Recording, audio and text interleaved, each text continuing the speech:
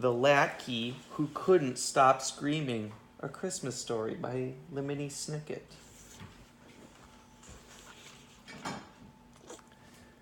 This story ends in someone's mouth, but begins in a tiny village, more or less covered in snow. The snow had fallen during the long night, during which the children had pressed their faces to the windows, looking for a glimpse of a man who they suspected of bringing them wonderful gifts. But instead, they heard a terrible noise from a certain cottage in a neighboring arrondissement, a word which here means a place where something is born. This cottage was already regarded with some suspicion, as it was the only place not decorated with flashing lights at this time of year. The thing that was being born was a latke, which here means potato pancake. Latkes are a traditional part of the celebration of Chanukah, a holiday commemorating a miraculous Jewish military victory.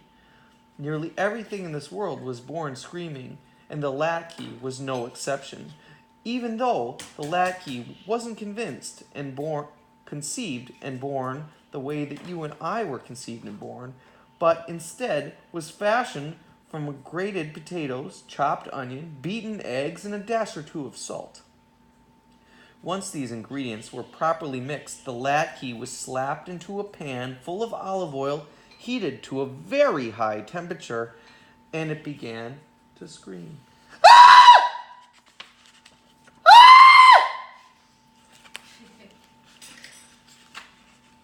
The latke was suffering so much that it leapt out of the hot pan and out the window of the cottage and began to run screaming down the boulevard. This may seem like unusual behavior for a potato pancake, but this is a Christmas story in which things tend to happen that would never really occur in real life. The latke ran past a row of flashing colored lights which hung from rain gutters of a less suspicious cottage. "What's all the ruckus?" said the lights in unison. "We're the ones who are supposed to be dominating the neighborhood with our cheerful glow." I was just thrown into a pan of burning oil," the latke cried in reply. "Can you even believe it?" "Yes," said the flashing colored lights, "but we can't imagine why." "Because I'm a latke," said the latke. "The olive oil reminds us of the oil used to rededicate the temple following the defeat of Antiochus at the hands of the Maccabees. The oil was only supposed to last for one night, but there was a miracle and it lasted for 8. Plus, frying makes my skin crispy and brown." "So you're basically like hash browns?" said the flashing colored lights. "Maybe you can be served alongside a Christmas ham." "I'm not hash browns," cried the latke. "I'm something completely different." Ah! Oh my God. Ah! Well, when will he stop screaming? The latke rounded the corner, and he found himself face to face with a candy cane, which wrinkled its red and white nose at the latke in distaste. "I'm trying to sprinkle the night air with my peppermint scent," the candy cane said. "Your mouth-watering smell, not to mention all that yelping, is spoiling the effect." "My mouth-watering smell is part of a cozy feeling of Hanukkah," the latke replied. "It reminds us that things are better now than they were in 175 BCE, when my people were not allowed to practice their religion. In order to study the Torah, they had to hide out in caves, and when they heard the Greek soldiers approach, they pretended that they were gambling with a small spinning top called the dreidel. Sort of like Mary and Joseph out of the manger," the candy cane said. "Someone should write a Christmas carol about you." "I'm not part of Christmas," cried the latke. "It's a totally different thing."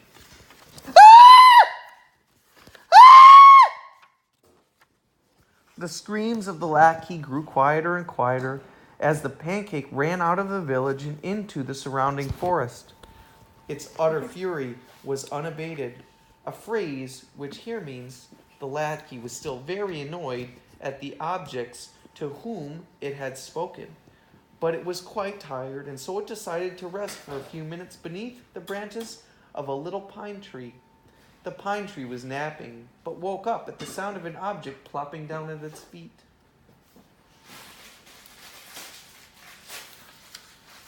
"Are you a present?" the pine tree asked. "Presents are pretty much the only thing allowed to sit beneath me during this time of year." The lackey sighed. "Presents aren't really a big part of Hanukkah," it said in a voice hoarse from screaming. "There's nothing wrong with giving gifts to loved ones, of course, but it's more important to light candles for 8 consecutive nights to commemorate the miracle that in the temple and the miracle of victory between when you are thoroughly outnumbered, so you shouldn't give up hope." "Plus Santa Claus," said the pine tree. The lackey was too exhausted to scream. "Santa Claus has nothing to do with it," the lackey said. "Christmas and Hanukkah are 2 completely different things." "But different things can often blend together," said the pine tree. "Let me tell you a funny story about pagan rituals." But before the pine tree could begin its story, a family came tromping through the snow, searching the forest carefully. "We shouldn't have waited until the last minute to get ready for the holiday," said the father of the family, who was holding an axe. "We'll never find a good one." "You shouldn't give up hope," said the mother, and pointed to the pine tree. "Look! It's perfect," said the daughter. "Beautiful," said the son. "Such marvelous shape," said the mother. "And its skin looks so crispy," said the father, and reached down and scooped up the latkey from the snow. "We'll need to reheat it, of course, but this will be the perfect for Hanukkah dinner, which a topping of applesauce, sour cream, or even jam." "I'll refry it in oil," said the mother, "to remind us that the rededication of the temple and the triumph of the Maccabees over Antiochus," said the daughter. "After hiding in caves all that time," the son chimed in. Can we take a book break? "Almost." The father smiled down at his latkey in his mitten, and then stared curiously at his other hand. "What was I thinking bringing this axe?" he said to himself. The family strolled back to the village, walking past all the cottages with flashing colored lights and smiling politely at the candy canes until they reached their home. The family carried the latkey into their own home, which was warm and cozy, and sat down at the table, which was lit with flickering candles of the menorah, which is a branched candelabra designed specifically for the holiday. It's very frustrating not to be understood in this world.